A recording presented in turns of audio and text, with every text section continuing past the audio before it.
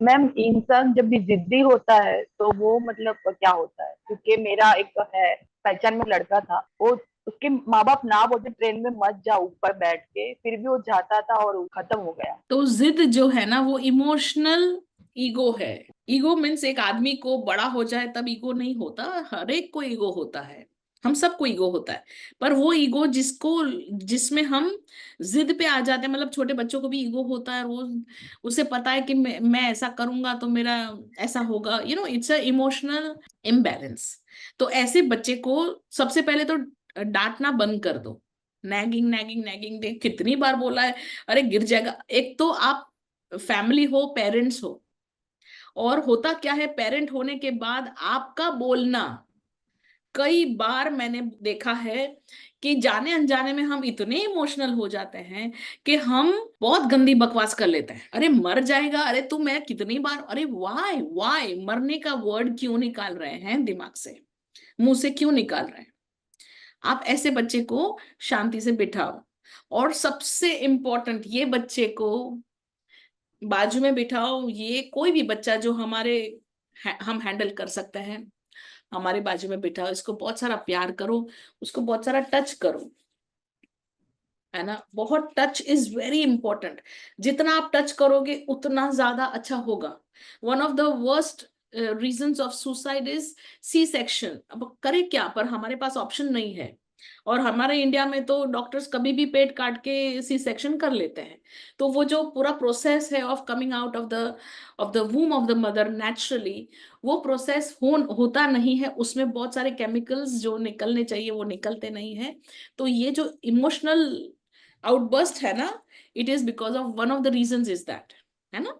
तो बच्चे को बहुत नजदीक बिठाओ, प्यार से, बहुत ज्यादा उसे प्यार करो, और उसे अपने बचपन की, जब वो जन्म लिया था वो बात याद करवाओ कि तेरा जब जन्म हुआ था तो मैं इतनी पागल हो गई थी। झूठ झूठ बोलो, कहाँ बच्चे को पता चलने वाला है। मेरी सास ने ये किया था, मेरे ससुर ने वो किया था, मेरे हस्बैंड ने फलाना कर दिया था, ढिमकाना कर दिया, अरे वो आपकी लाइफ ही खत्म करो। बच्चे को झूठ बोलो कि तेरे हाथ कितने सुंदर थे, जब तेरा जन्म हुआ तो मुझे लगा कि बस भगवान ने जन्म लिया, मेरे मेरे दिल ऐसा हो रहा था। जैसे ही आप ये सब बातें करोगे इतना ज्यादा बच्चे को इंपॉर्टेंस मिलेगा कि भी उसके जन्म, क्योंकि हमने ऑलरेडी सास बहू की सीरियल के अंदर अपना, जैसे लेडी प्रेग्नेंट होती है सास बहू की सीरियल शुरू हो जाती है, इतना तिरस्कार होता है बहू का, इतना तिरस्कार होता है बच्चे का। तो ये सब जो हो रहा है ना, all this is the result of वो तिरस्कार। तो मैं आप सभी से दरख्वास्त कर रही हूँ, ये जो नई मेरी एज की मदर इन लॉज बनेगी, सबसे पहले आप खुद को प्यार करो। और प्लीज अपनी बहुएं जब प्रेग्नेंट होती है तो उसे ज्यादा लव करो, बहुत ज्यादा लव करो। हम दुनिया में टॉर्चर करने नहीं आए हैं किसी को, ना टॉर्चर होने आए हैं। हम दुनिया में सेलिब्रेट करने आए हैं हमारी लाइफ। तो प्लीज दूसरों की लाइफ को भी सेलिब्रेट करो। अगर आप खुश रहोगे, चाहिए तो आप अपने लेवल पे जो भी खुशियां ढूंढ लो, पर अपने बहू और बेटे को दुखी मत करो, क्योंकि आपका बुढ़ापा आ रहा है, उनका जवानी बढ़ रहा है। जैसे ही आपका स्ट्रेंथ कम हो जाएगा, आप बहू के सामने देखेंगे, वो आपके सामने देखकर स्माइल करेगी कि मैडम जब मेरी बारी थी तब तो आपने मुझे टॉर्चर किया था, है ना, मेरा खाना बंद कर दिया था, मेरे बच्चे के साथ मिसबिहेव किया था, है ना। तो सास थोड़ा सा इंटेलिजेंट हो जाओ, थोड़ा सा अपना सेल्फिश हो जाओ, अपने लिए सेल्फिश हो जाओ कि भाई अगर बहू को मैं संभालूंगी तो वही मुझे संभालने वाली है कल। बेटा क्या आपको निलाएगा धुलाएगा, है ना। और जैसे ही हमारे बच्चे अगर इमोशनल आउटबर्स्ट करते हैं, टेंट्रम करते हैं, मतलब there is a emotional imbalance for whatever reason, बहुत सारे रीजंस हैं, इसलिए हम चक्र एक्टिवेशन करते हैं कि गर्भ में से जो भी ये सब चीजें, नेगेटिव इमोशंस डाल दिए हैं, वो सब निकाले और हम स्टेबलाइज करें लाइफ में, हम हैप्पी रहे लाइफ में। तो कहने का मतलब ये है कि आप बच्चे को बहुत सारा लव करें, फिजिकल टच करिए। और मैं आपको सभी को बोल रही हूँ, husband, wife, parents, children, please, it is my humble request, आप जितना हो सके फिजिकल टच करिए। हस्बैंड वाइफ के बीच में भी physical touch is very very important.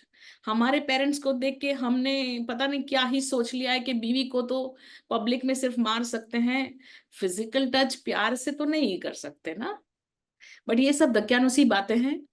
अगर आप अपने आप को जीवन में खुश रखना चाहते हैं तो आपका पहला काम यही है कि आप अपनी बीवी को फिजिकल टच करें, अपने हस्बैंड के साथ फिजिकल टच करें, और हाथ पकड़ के इधर उधर घूमे, मॉल में जाए तो हाथ पकड़ के जाए, फिल्म देखने जाए तो हाथ पकड़ के जाए, एक दूसरे के बाद साथ हंसी ठिठोली करे। इससे आपके पास पैसा भी आएगा, गाड़ी भी आएगी, बंगला भी आएगा, और आप जवान ही जवान रहेंगे, है ना। मृत्यु की बात तो बहुत दूर हो गई, क्योंकि body is happy, body loves physical touch.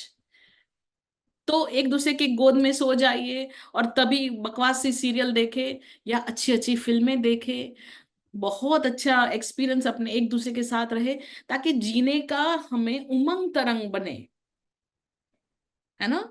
ये बहुत इंपॉर्टेंट है एज हस्बैंड एंड वाइफ। और रही बात बच्चों की, बहुत ज्यादा फिजिकल टच होना चाहिए बच्चों के साथ, कि उनको छोटी बात पे यहाँ पे किसी कर दिया, यहाँ पे किसी कर दिया।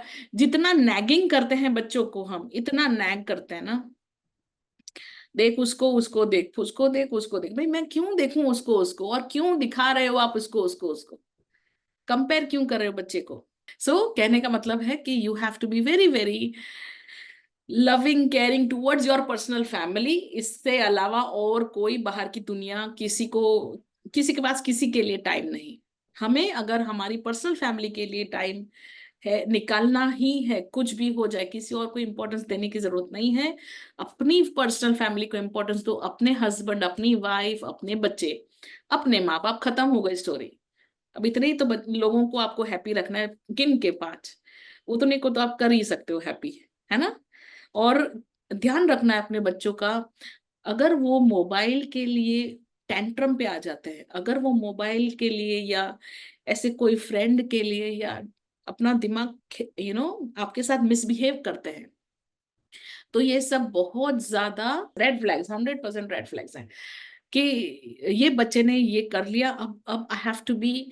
तो बच्चा चला जाता है, उसके बाद बैठो, बहुत ज्यादा ब्रीदिंग करो, पहले तो दिमाग चालू करो, इमोशंस कंट्रोल में रखो, और फिर सोचो कि क्या हो गया, है ना। और फिर आगे उसको नैगिंग मत करो। नैगिंग कौन करता है पता है? जिसके पास कंट्रोल नहीं ना, वो ही नैग करता है कि तू सुधर, तू सुधर, तू सुधर।